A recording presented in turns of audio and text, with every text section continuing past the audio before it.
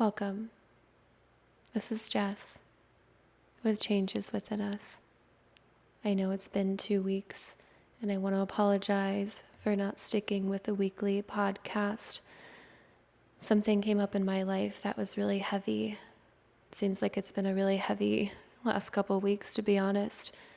I'm not sure if you feel the same way, but if you do, know that you're not alone. On my birthday, September 11th, I got news that my father had passed away. It was difficult for people to say happy birthday when it didn't feel like a happy day. For those of you that know me personally, you may know some of the struggles that my father had gone through. He had PTSD from serving in the military. He also struggled with an addiction to alcohol. And growing up, it was always really difficult having a parent with an addiction. For so many years, I believed that he was choosing his addiction over me, and that I wasn't good enough to sustain his love. I worked through that later on in life, thankfully to yoga. My teacher, Swamiji, at Holistic Yoga School, opened up my mind to the possibility of reincarnation, and that I chose to have the parents that I have, and that maybe in another life I was the alcoholic, and that in this life that was part of his plan, a part of what he needed to experience. And that gave me some light. It opened my eyes to forgiveness, to trying to understand, and in that, learning to create boundaries. And one of my boundaries with my father was to not talk to him when he was drinking. So when he was sober, we would get along really well. But when he was drinking, it would bring me down to a really negative place. I hadn't seen my dad in over a year. You know, it's funny, the last time I saw my dad, I believe it was on my birthday last year. We went to Elige's together. That was our thing that we always did. And I had gone and traveled outside of the country, and I had promised that I would come and see his new house in Arkansas, and that I would visit when I got back. And I came back, and if you listen to the last episode, there was a lot of other very traumatic things that happened. And I was scared to talk to my dad about it because I didn't want to be a reason to trigger drinking. I didn't want to be painful to him. I didn't want to hurt him. I didn't want to make him worry about me. And I had heard from my sister that, he was sober, but he would still drink from time to time.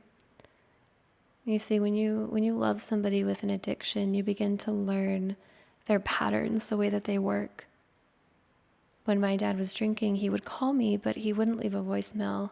When he was sober, he would always leave a voicemail. He did many things like this when he would be driving, and he knew that he shouldn't be drinking and driving. Never drink and drive. He would park in his driveway straightforward, and when he was sober, he would always back it up with care. I could always tell when my dad was drinking because he would look a little disheveled with his hair crazy and his shirt untucked, and when he was sober, his shirt was tucked in. He was always really put together. I guess that was the Virgo in my dad.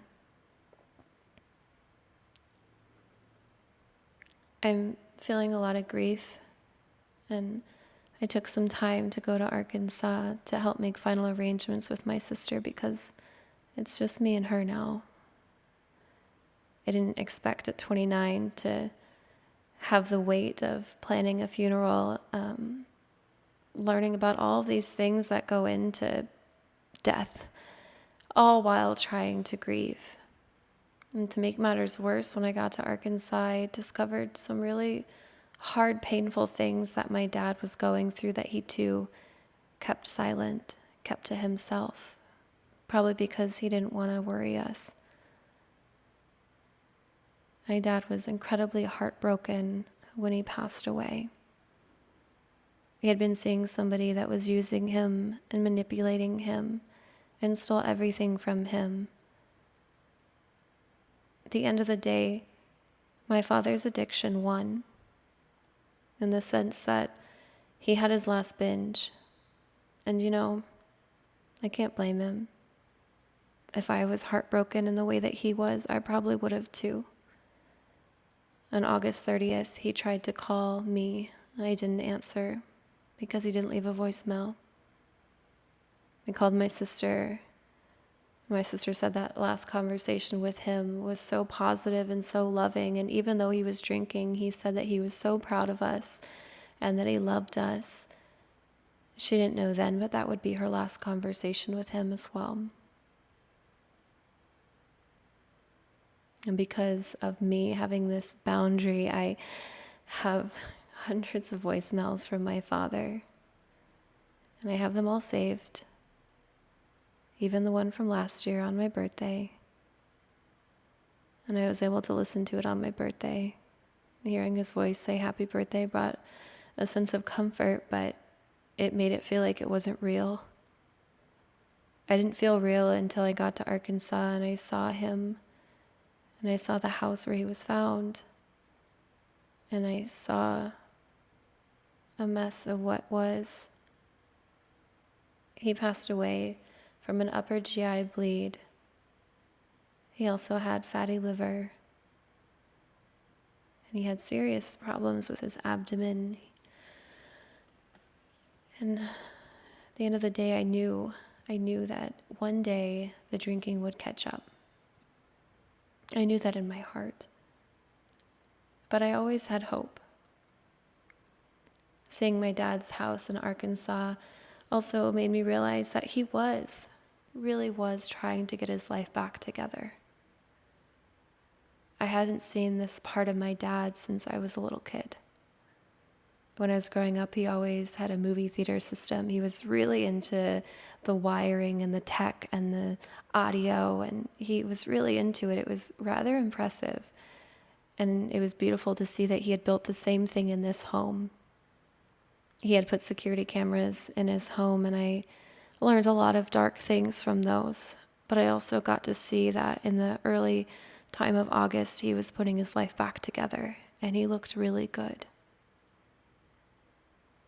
He had brought someone back into his life towards the end of August.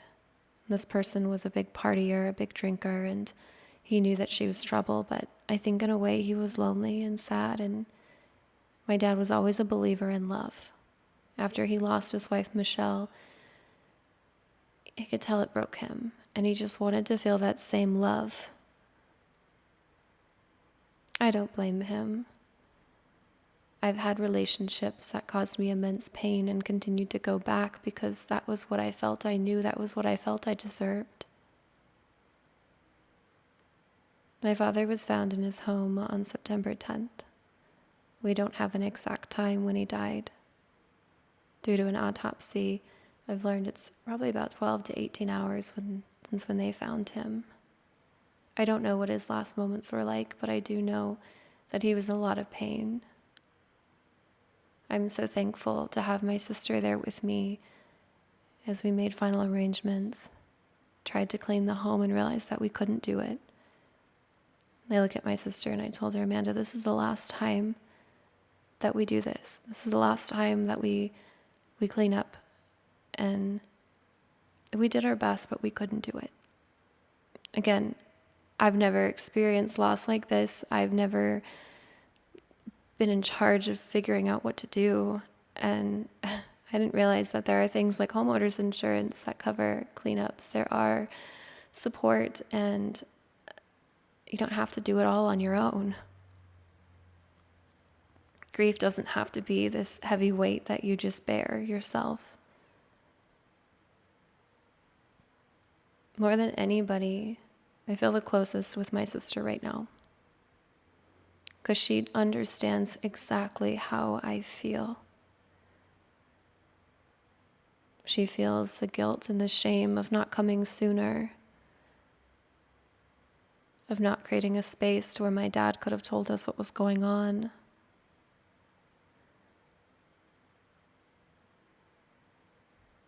I think that he knew. We found a folder in his home with everything that we would need if he was to pass away. It was like he had laid out a guide, and that was helpful. But I found a little note in there, and it was the same note of the paper that's on his fridge, a little magnet with the church that he was going to, and so I knew it was recent. His handwriting was really disheveled, like he was struggling to write. And he had proof that he had paid off all of his debt he had ever had. And I think in a way it was to let us know that, we wouldn't have to carry that weight. And what me and my sister saw was that my dad was really trying. I am a believer in a higher power. We can call this higher power anything you want: God, divinity, the one. But I feel like my dad always had guardian angels, and all the binges and all of the slip-ups that landed him in the hospital, I'd always say, wow, God must really want him to learn something. He's not ready to go yet because he has something he has to learn, something he has to do. And I always believed that was beating addiction. And now I don't really know for sure. Now my perspective has changed just a little bit in the sense that I believe, and again, this is just my belief, but I believe that when you feel immense pain, so much pain that your body that you can no longer hold, God says it's time to come home. Let me show you how much love you are. And he takes you home. And I find comfort in knowing that my father's not in pain anymore. And that gives me a sense of peace. It was the hardest time I've ever experienced in my life. I had known of grief, but I didn't know of grief to this level. It is exhausting. I pride myself in working out and being strong, but I've never felt that tired, that fatigued in my body, in my heart, in my soul that I did when I was there.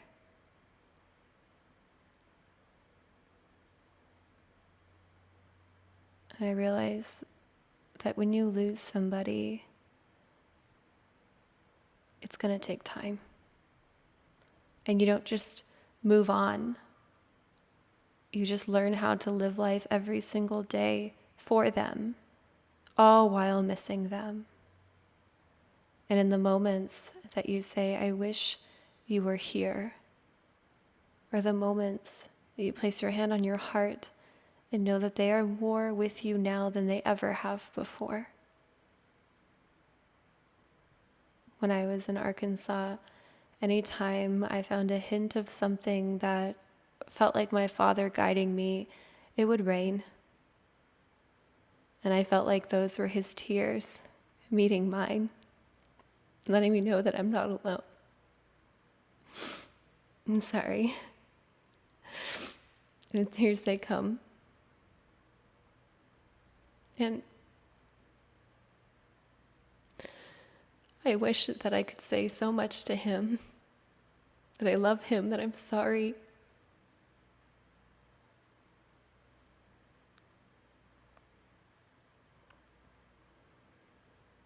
But I know that he is around. He is in every breeze that I feel on my skin, every ray of sun that I feel on my body.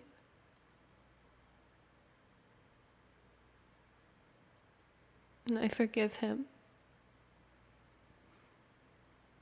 I know that he did the best that he could. And I know that he struggled. But I know that he loved me and my sister so much.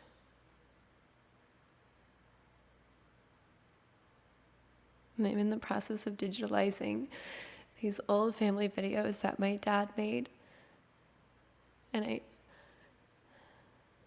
I think in some ways, the anger that I had towards his addiction, it almost made me forget all of the beautiful moments that I had with him. And how good of a dad he was.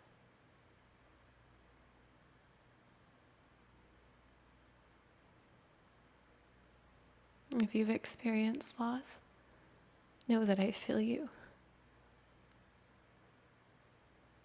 Losing anybody is extremely difficult. Know that you are strong. Know that there is no time limit of your grief.